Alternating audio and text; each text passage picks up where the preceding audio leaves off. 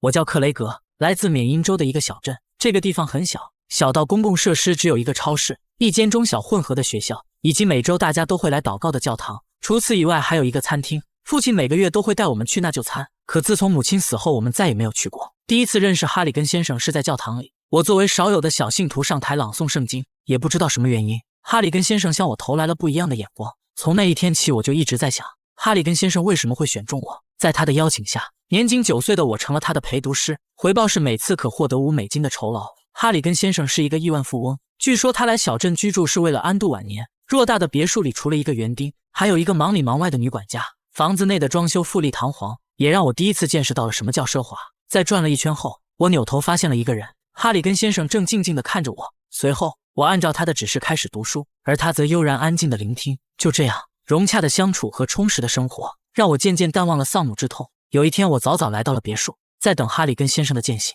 一个柜子引起了我的注意。好奇心的驱使下，刚要去查看时 What are you doing? Nothing, sorry. It doesn't concern you. What's in the closet? Terrible secrets. 哈里根先生点到为止。我也很懂规矩，继续读书。休息的时候，我问他平时都喜欢做些什么，他说喜欢看看财经报纸。我认为这实在太无趣了。他则说世间最真实的东西就是金钱，它的魅力不在于购买力，而在于存在的强大力量。深奥的回答让我对他产生了浓厚兴趣。经过上网搜索得知，哈里根先生一生致力于事业，他没有结婚，更没有子嗣，平时和亲戚也不来往。有人评价他自私且冷酷无情。看着一条条报道，我竟莫名同情起哈里根先生，因为他和我一样都有着难以描述的孤独。时间过得很快，这期间我经常收到哈里根先生的节日贺卡，每次他都会附上一张彩票，或许是为了提醒我要对未来充满希望，而每一次我都会用我的幸运币刮开它。不出意外的没有中奖，但我对此却非常开心。随着时间的推进，哈里根先生越来越老，而我也在慢慢长大。一晃5年过去了，时间来到了07年圣诞节。First time we read this, I didn't quite understand the title. The gift of death.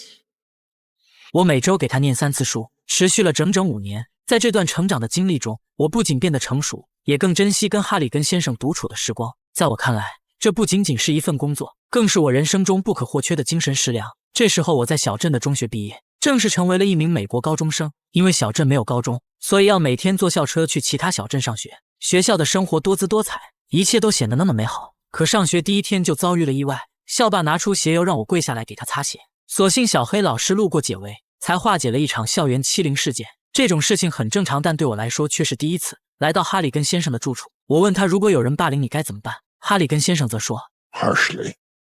圣诞节这天，父亲送给了我一部苹果4，而哈里根先生依旧是贺卡和彩票。惯例用幸运币刮开兑奖面，惊喜的一幕发生了，我居然中奖了，而且是$3000的巨款。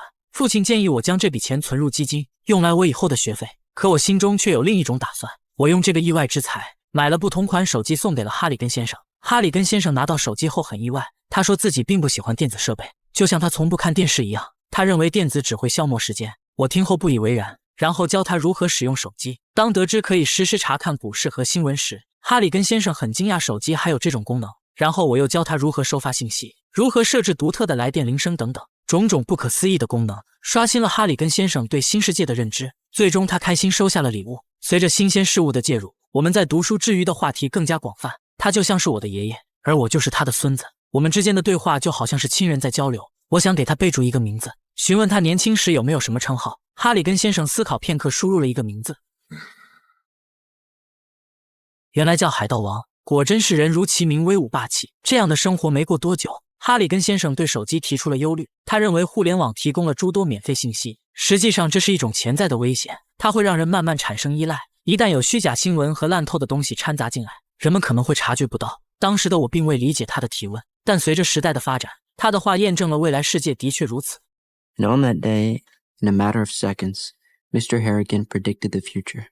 父亲让我辞掉现在的工作，因为害怕影响我的高中生活。我选择无视父亲的话，因为我把哈里根先生当成了爷爷。那天我给他发送了一条祝福信息，可他并没有回复我，因为就在第2天我去别墅的时候，哈里根先生永远离开了人世。他就那样安静地坐在椅子上，却怎么也叫不醒。忍住内心无比的悲伤，我给他读了我们最爱的双城记。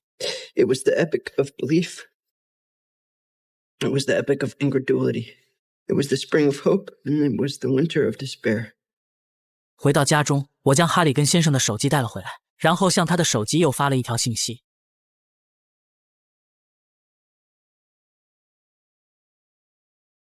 哈里根先生的悼念会在教堂举行，我最后一个走到他的跟前，在查看四下无人后，我将他的手机放回了他的口袋，希望天堂的哈里根先生可以借此聊以慰藉。这时有个奇怪的男人走了进来，我只好匆匆离开了教堂。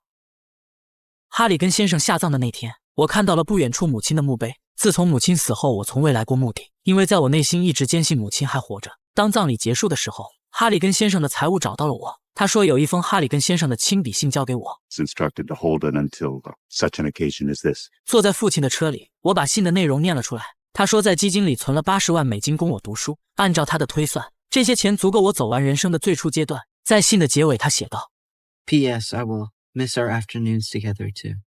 这一句话让我瞬间惊醒，赶紧拿出手机查看确认，果然和那天发的信息一模一样。难道这是巧合，或者是一种心灵感应吗？当天晚上，我望着手机陷入了沉思，随即给哈里根先生拨去了电话，对方自然是无人接听，但我给他留了言。 I miss you, Mr. Harrigan. I appreciate all the money that you gave me, but I'd give it back to have you still around. 第二天，我起床后惯例查看手机，惊悚的一幕让我头皮发麻。哈里根先生竟然回了一条信息。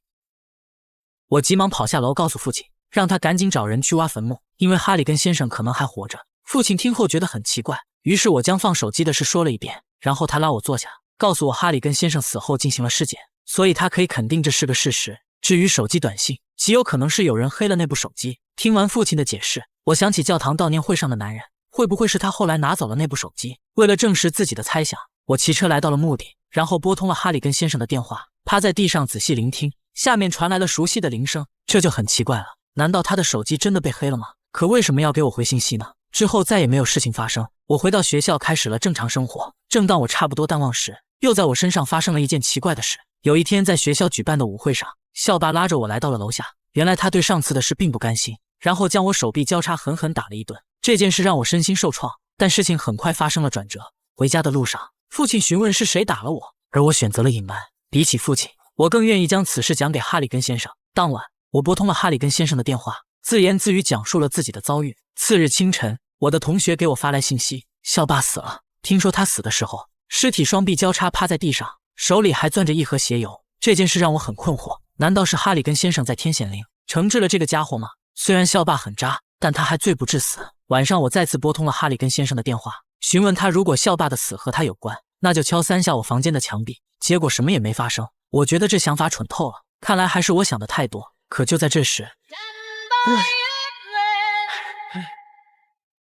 熟悉的来电是哈里根先生无疑。正当我去接时，他却停了下来，紧绷的神经尚未松下，手机又突然发来一条信息。我蹲下身子仔细查看，果然是哈里根先生的信息。这一幕让我彻底震惊，一股莫名的恐惧袭上心头，同时也为校霸的死充满了懊悔。第二天，我来到手机售卖店，重新给自己换了一部新手机。回到家后，直接将旧手机藏了起来。我希望这一切发生的都是梦，再也不要出现了。2011年，我考上大学，离开了小镇，新鲜的生活让我无比充实。故事到这里或许就该结束了，可不久后又发生了不可思议的事情。父亲来电说我的小黑老师出车祸死了，那是我最敬重的老师。很快我回到了熟悉的小镇，并参加了老师的悼念会。这时有同学告诉我，凶手是一个酒驾司机，而那个司机并未得到处罚，而是通过关系逍遥法外。听到这个结果，我气愤不已。回到家中，我将盒子拿了出来，然后鬼使神差地给哈里根先生打去了电话。I want him dead. 这本来就是我的气话，从讲完的那一刻起，我就后悔了。奥斯卡·王尔德曾经说过，当神明想惩罚我们时，就会实现我们的祈祷。在惴惴不安的等待中，隔天我就在网上看到了司机的死讯。随后，我花200美金找到目击者打听细节，他说死者是吞了半块香皂噎死的。我询问是哪个牌子的香皂，答案正如所料是老师生前的最爱。除此以外，警察还在房间发现了一张纸条，而纸条上写着哈里根先生最爱的一句歌词。毫无疑问，哈里根先生绝对还活着，而且他又帮我杀掉了一个人。震惊和恐惧，愧疚和懊悔，各种我讨厌的情绪涌进脑袋，我感觉自己都快炸了。失神落魄的我来到了哈里根先生的老宅，打开了他之前不让我看的柜子，里面没有什么特殊的东西，全部都是他年轻时的照片。原来他和我一样，都是早年失去了母亲，从此变成了一个孤独的人。或许正是这个特性，才让我一直将他当成了精神寄托。此时，哈里根先生又给我发了一条信息 ，CCC 代表了我的名字 ，ST 可能代表了助手。我坐在哈里根先生的墓碑旁，询问他让我助手是什么意思。可不管是什么结果，这一切都该停止了。You can rest now, Mr. Harrigan. 告别哈里根先生，我又转身来到了母亲的墓碑前。在这一刻，我知道母亲已经离开了我，她真的再也回不来了。我要和悲伤的童年告别，告别那个让我看不清路的孤独。随后，我做出了一个决定，为了斩断这一切感情纠缠，我来到了小镇的郊外，然后掏出手机把它扔进了湖里。在21世纪的科技社会，我始终无法相信哈里根先生还活着，但我能确信一点，在我死的时候，谁都不能把手机塞进我的口袋。